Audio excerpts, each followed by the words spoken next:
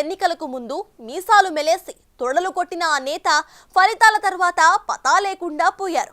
చంద్రబాబుతో పాటు పవన్ పై విరుచుకుపడిన ఆ ఫైర్ బ్రాండ్ నేత సడన్ గా సైలెంట్ అయిపోయారు.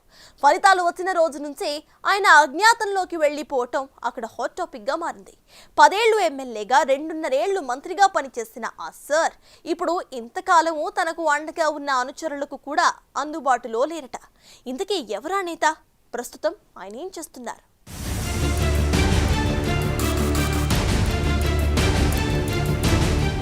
వైసీపీ ప్రభుత్వంలో 2.5 ఏళ్లు మంత్రిగా పనిచేసిన సింహపురి నేత అనిల్ కుమార్ యాదవ్ ఆ పార్టీ మొదటి ప్రతిపక్షంలో ఉన్నప్పుడు, తర్వాత అధికారంలో కొనసాగినప్పుడు అనిల్ దూకుడు అలా ఇలా ఉండేది కాదు. అసెంబ్లీలో సైతం చొక్కా గుండీలు విప్పుకొని బజారు గుండాల టీడీపీ నేతలపై అవాకులు చవాకులు పేరుతూ సవాళ్లు విసురుతూ నానా హడావిడి చేశారు. వైసీపీ బూత్ మంత్రుల్లో ఒకరిగా ఫోకస్ అయ్యారు.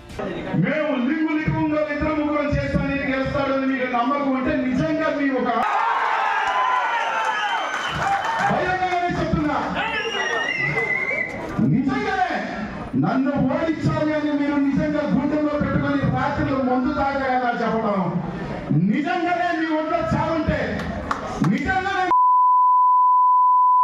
నా ఎదురుచి కొట్టాలంటే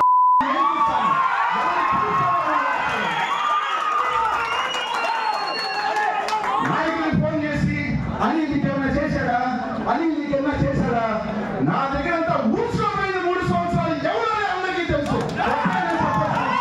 అనిల్ కుమార్ యాదవ్ అనూహ్యంగా రాజకీయాల్లోకి వచ్చిన నేత.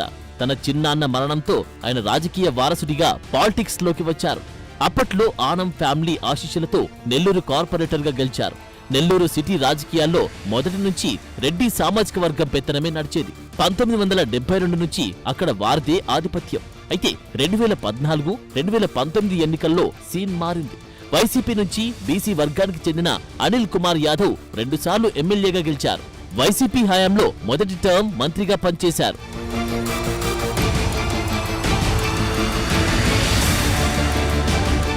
మొదటి నుంచి అగ్రెసివ్ గా వ్యవహరించిన అనిల్ కుమార్ యాదవ్ జగన్ పై ఈగ వాల్నిచ్చేవారు కాదు. ఎవరైనా అధినేతను విమర్శిస్తే ముందు వెనుక చూడకుండా విరుచుకుపడేవారు. అన్నకు నమ్మిన బంటునంటూ ప్రచారం చేసుకున్నారు. ఆ దూకుడుతోనే జగన్ దగ్గర మంచి మార్కులు కొట్టేసి జిల్లాలో సీనియర్ నేతలు కీలకంగా ఉన్నప్పటికీ జగన్ క్యాబినెట్ లో స్థానం దక్కించుకోగలిగారు. మంత్రిగా బాధ్యతలు చేపట్టిన తర్వాత ఆయన ధోరణి పూర్తిగా మారిందని ఆయన సన్నిహితులు చెబుతుంటారు.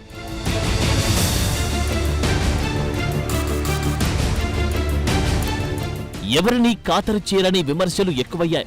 పార్టీలోని నేతలపైనే పరోక్ష విమర్శలు చేసేవారు.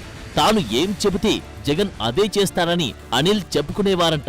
ఆయన మాట తీరుపై సొంత పార్టీ నేతలే అసహనం వ్యక్తం చేసిన సందర్భాలు లేకపోలేదు. మంత్రిగా ఉన్న జిల్లా అభివృద్ధికి ఆయన ఏమీ చేయలేదని విమర్శలున్నాయి. 2024 ఎన్నికలకు ముందు పార్టీలోని పలువురు నేతలు రకరకాల కారణాలతో అనిల్కు దూరమయ్యారు.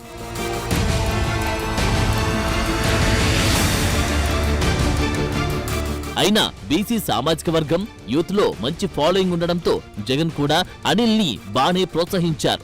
మంత్రిగా ఉన్నప్పుడు నెల్లూరు జిల్లాలో పరిధులు దాటి ఓవర్ యాక్షన్ చేసిన ఆయన ఒక రకంగా చెప్పాలంటే తన గొయ్యి తానే తవ్వుకున్నారంటున్నారు. నెల్లూరు సిటీ ఎమ్మెల్యేగా 2 సార్లు పనిచేసిన అనిల్ సొంత పార్టీలోని అందరికీ శత్రువయ్యారు. తన తర్వాత జిల్లా నుంచి మంత్రి పదవి దక్కించుకున్న కాకాని గోవర్ధన్ రెడ్డితో విభేదాలు, ప్రస్తుత టీడీపీ నెల్లూరు ఎంపీ వేమిరెడ్డి ప్రభాకర్ రెడ్డి వైసీపీలో ఉన్నప్పుడు ఆయనతో గ్యాప్ వంటివి మూడోసారి అనిల్ కు నెల్లూరు సిటీ టికెట్ దక్కకుండా చేశాయి.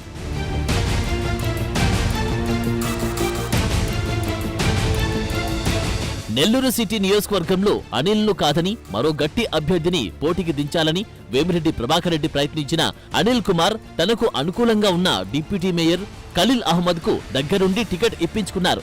దాంతో వేమిరెడ్డి ప్రభాకర్ రెడ్డి వైసీపీని వీడి తెలుగుదేశంలో చేరారు. ఇక నెల్లూరు సిటీ నుంచి పోటీ చేసిన ఖలీల్ అహ్మద్ టీడీపీ నుంచి పోటీ చేసిన నారాయణ చేతిలో దారుణంగా ఓడిపోయారు.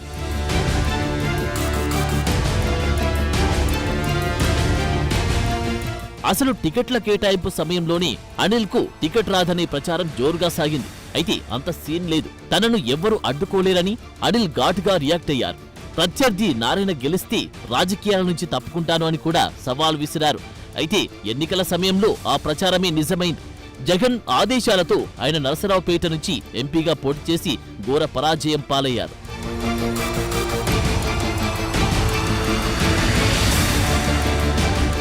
గెలవకపోతే రాజకీయ సన్యాసం తీసుకుంటానని నెల్లూరులో సవాల్ చేసిన అనిల్ రిజల్ట్ తర్వాత ఏమైంది మీ రాజకీయ సన్యాసం అని అడిగితే తన సవాల్ని ప్రత్యర్థులు తీసుకోలేదని కవర్ చేసుకునే ప్రయత్నం చేశారు. అయితే అనిల్ మాట నిలబెట్టుకోలేకపోయినా పరిస్థితులు నిజంగానే ఆయన్ని రాజకీయ సన్యాసం తీసుకునేలా చేశాయంటున్నారు. ఓటమి తర్వాత అనిల్ కుమార్ సింహపురిలో కనిపించడమే మానేశారు. పార్టీ యాక్టివిటీస్ కి కూడా పూర్తిగా దూరమయ్యారు.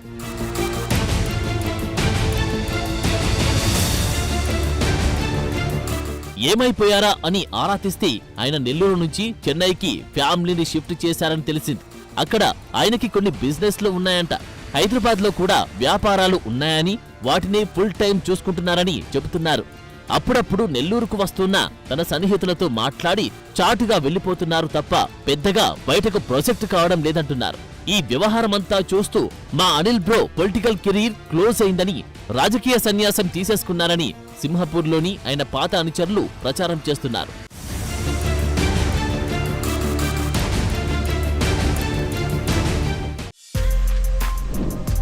For more videos like this, subscribe Big TV channel.